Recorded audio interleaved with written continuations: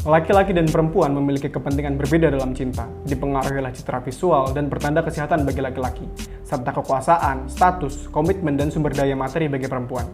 Meskipun mitos bahwa mereka menginginkan hal yang sama, kenyataan menunjukkan perbedaan yang dalam. Pernyataan ini bertentangan dengan pandangan umum yang menyamakan motivasi dan keinginan keduanya.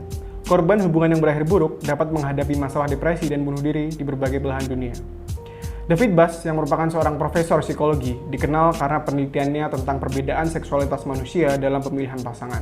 Studinya melibatkan 147 kebudayaan, menemukan bukti cinta dalam lukisan, manuskrip, puisi, lagu, dan buku sepanjang sejarah. Meskipun cinta sering dianggap positif, Buss juga mengungkap sisi gelapnya, termasuk ramuan cinta, jimat, bunuh diri, dan pembunuhan terkait cinta. Sebuah fakta yang mencengangkan. 1 dari 4 pembunuhan terjadi akibat percintaan yang berakhir buruk. Cinta bagaimanapun dijelaskan sebagai reaksi kimia di otak manusia. Cinta romantis memiliki dasar biologis yang terkait dengan 3 sistem otak: nafsu seksual, cinta romantis, dan keterikatan jangka panjang. Setiap sistem ini terkait dengan aktivitas hormon tertentu yang mempengaruhi perasaan dan perilaku dalam hubungan. Penelitian ini menunjukkan bahwa cinta dipicu oleh senyawa kimia otak seperti dopamin, oksitosin, testosteron, estrogen, dan norepinefrin. Cinta selalu diasosiasikan dengan kerja senyawa kimia dan sirkuit otak tertentu. Secara ilmiah, otak mengidentifikasi pasangan yang sesuai berdasarkan kriteria tertentu, dan kemudian memproduksi senyawa kimia untuk menarik perhatian pasangan tersebut. Nafsu seksual dipicu oleh hormon seksual seperti testosteron dan estrogen yang menciptakan dorongan fisik. Saat nafsu seksual muncul, bagian otak seperti hipotalamus dan amigdala menjadi aktif, melepaskan dopamin dan meningkatkan reproduksi testosteron. Penelitian menunjukkan bahwa interaksi sosial, bahkan yang rian, dapat meningkatkan tingkat testosteron terutama pada pria yang lajang. Laki-laki menikah dan ayah memiliki tingkat testosteron yang lebih rendah karena mereka beralih ke peran pengasuhan dan memiliki tingkat oksitosin yang lebih tinggi. Nafsu seksual berevolusi sebagai mekanisme untuk reproduksi dan kelangsungan hidup manusia, terutama dalam situasi sulit di mana hubungan cinta tidak dapat terjalin. Kehidupan manusia yang lambat dalam reproduksi membuat nafsu seksual menjadi lebih penting untuk meneruskan gen dalam situasi yang berbahaya. Secara keseluruhan, perilaku seperti nafsu seksual, cinta pandangan pertama, obsesi, dan perburuan cinta awal merupakan evolusi untuk memastikan keberhasilan reproduksi manusia. Testosteron adalah hormon utama pendorong seks pada laki-laki, yang 20-30 kali lebih banyak daripada perempuan.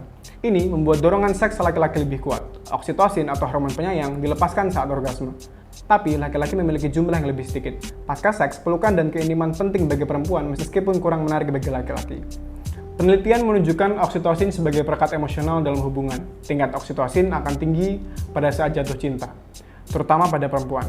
Semakin banyak oksitosin, semakin dalam perempuan akan terikat pada pasangan. Nama kekasih, aroma, fantasi, atau lagu terkait dapat meningkatkan oksitosin perempuan.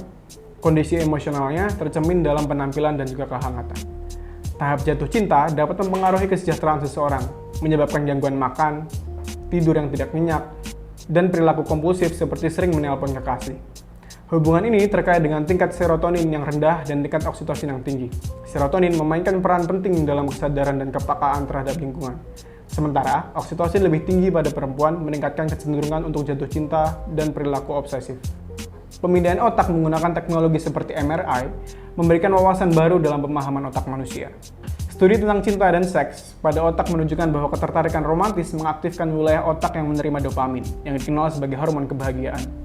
Penelitian pada pasangan yang baru jatuh cinta menunjukkan pola aktivitas otak yang berbeda ketika melihat pasangan, dibandingkan dengan melihat teman dekat.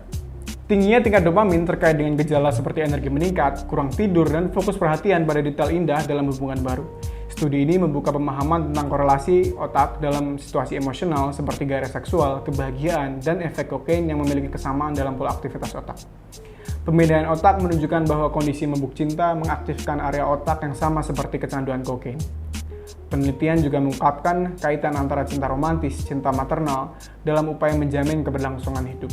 Penelitian MRI terhadap individu yang sedang jatuh cinta menunjukkan aktivitas pada bagian otak yang terkait dengan keinginan, emosi, dan juga perhatian.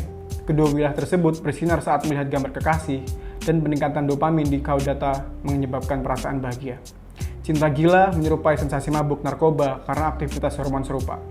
Penelitian ini membantu menghilangkan misteri seputar cinta di otak dan memberikan pemahaman objektif tentang fenomena cinta. Dorongan seksual adalah hasil dari senyawa kimia dalam darah yang dilepaskan oleh otak, seperti testosteron dan estrogen. Faktor seperti lagu, bau, dan penampilan seseorang dapat memicu pelepasan senyawa tersebut. Seiring bertambahnya usia, terjadi penurunan hormon, khususnya testosteron, yang sering diatasi dengan suntikan testosteron. Ilmu pengetahuan mengungkapkan misteri cinta romantis, nafsu seksual, dan hubungan menunjukkan bahwa ini adalah reaksi kimia dalam tubuh, bukan kekuatan mistis. Pemahaman ini memungkinkan bahwa kita dapat mengendalikan pilihan dan meningkatkan peluang dalam hubungan. Mengetahui cinta memiliki dasar ilmiah, membantu mengatasi gangguan cinta. Penting untuk menyadari bahwa cinta adalah rangkaian reaksi kimia dan memahaminya memungkinkan kontrol atas pilihan dan tujuan dalam kehidupan berpasangan. Poin penting lainnya, termasuk fakta bahwa dorongan seksual tidak berubah selama ratusan ribu tahun. Cinta adalah respon kimia dalam otak, perbedaan pandangan antara perempuan dan laki-laki dalam cinta, dan kemampuan untuk bekerja sama dengan tanggapan kimia otak. Cinta, walau kompleks, tapi akhirnya membuat kita menyadari bahwa meski dipenuhi dengan nuansa kimia, cinta tetap menjadi keajaiban yang dapat dijelajahi, dipahami, dan dihargai oleh manusia. Saya Dev Muafa, terima kasih.